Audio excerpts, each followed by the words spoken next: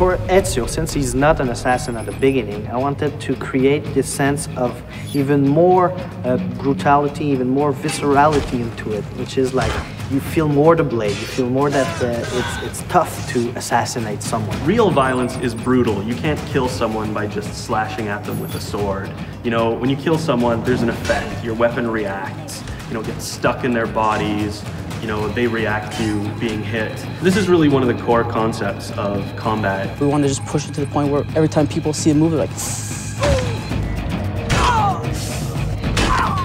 or you want to show your friends. So you bring them over and you say, look at this when you do it, and they're all like, oh my God. That's what we wanted to bring.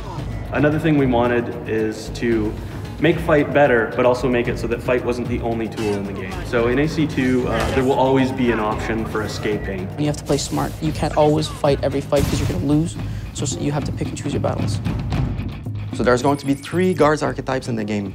The first one being the Brute. The Brute is going to be a huge challenge in terms of fighting. It's going to be strong. They are not very smart. They're your typical kind of big oafs. And they're very susceptible to sort of social gameplay. So you can blend, they'll never figure out that you're in a blend spot. Then we have the Seeker, the more paranoid type of guard, you know, the guy who's searching to see where Ezio is, and even like in Veil of Hate or in a group of people, you can say, oh, you're there. The third is the Agile, and the Agile is obviously against the free running. Not only is he good at catching you when you're free running, he can also do free running. The other thing that's really cool about the archetypes is that each one uses a special weapon. You can actually steal people's weapons now. By stealing the archetype's weapons will unlock a whole new set of combat attacks. Okay, this is a type of guy, he has a spear, you know, spears are long, so I can grab it and take it from him and kill someone else. Whereas a Brute is heavily armored and you can pound on it all day long with your weapon and not really get anywhere. You've got to be clever to beat this kind.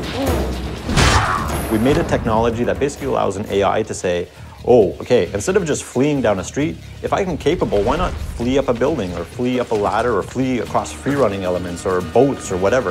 Instead of just having this sort of predictable path where you can see the guy taking off, now the player is going to have to adjust, and the AI will then counter-adjust to what the player is doing. In AC2, we have a bunch of new weapon types. We have maces, two-handed weapons, axes and swords.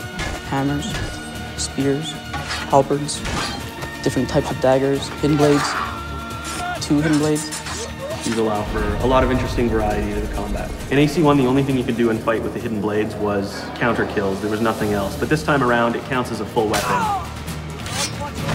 You're going to want to be more visceral. You're going to want to attack. You're going to want to kill. You're more of a badass.